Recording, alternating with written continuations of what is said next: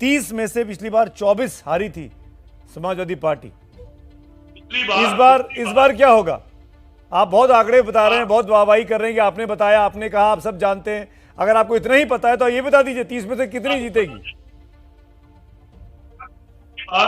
पश्चिमी उत्तर प्रदेश की सारी सीटों में से 58 में से 53 जीती थी और इस बार मुश्किल से 15 से लेकर 18 जीतेगी बीजेपी। यही आंकड़ा अब आपको पूरे उत्तर प्रदेश देखने को मिलेगा।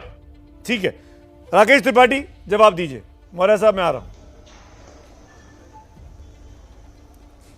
देखिए, एक तो सबसे पहले मैं सुमित जी ये कह दूं, सीपी राय साहब की राय को इंडिपेंडेंट राय नहीं माना जाना चाहिए। सीपी राय साहब समाजवादी पार्टी के लंबे समय तक नेता रहे हैं, स्वयं उन्होंने महासचिव के तौर पर अपने आप को स्वीकार किया है, पीएसपीएल के प्रवक्ता के तौर पर डिबेट करते रहे हैं, इसलिए उनका स्वाभाविक झुकाव समाजवादी पार्टी के तौर पर है, इसलिए उनकी राय इंडिपेंडेंट राय नहीं है, पहली बात। दूसरी बात, देखिए करहल में नामांकन दाखिल करते समय अखिलेश यादव जी ने कहा था कि अब मैं 10 मार्च के परिणाम के बाद आऊंगा, लेकिन क्या हुआ, अखिलेश यादव जी को बार बार आना पड़ रहा है। अभय राम यादव जी कभी भी चुनाव प्रचार के लिए नहीं निकले, ये करहल के सारे लोग जानते हैं। परिवार के कैसे सदस्य थे जो गैर राजनीतिक रहे हैं अपने आप को, लेकिन इस बार अभय राम यादव जी को भी चुनाव प्रचार के लिए निकलना पड़ा है, घर घर जाकर के वोट मांग रहे हैं। शिवपाल सिंह यादव का जिस तरह का अपमान अखिलेश यादव जी ने किया है, शिवपाल यादव के तमाम वेल विशर आज एसपी सिंह बघेल जी के साथ घूम रहे हैं, उनके साथ आज कैंपेन कर रहे हैं।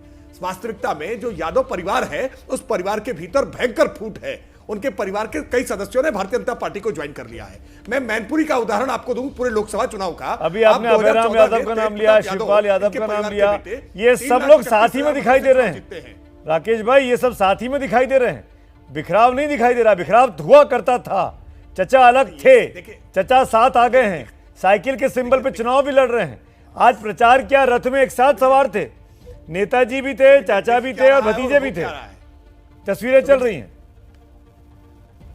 सुमित जी, दिख क्या रहा है और हो क्या रहा है, मुझे लगता है कई बार दिखता कुछ और है, होता कुछ और है। इसको समझे जाने की आवश्यकता है, बिटवीन द लाइंस मैसेज समझे जाने की आवश्यकता है।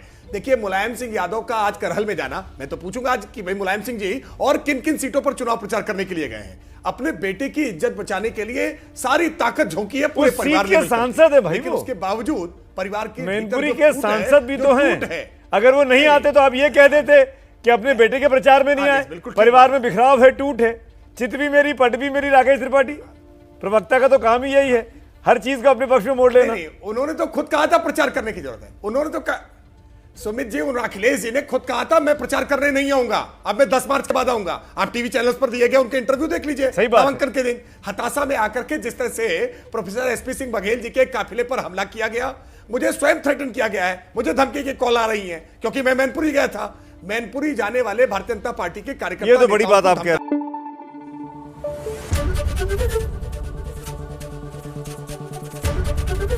एबीपी न्यूज आपको रखे आगे।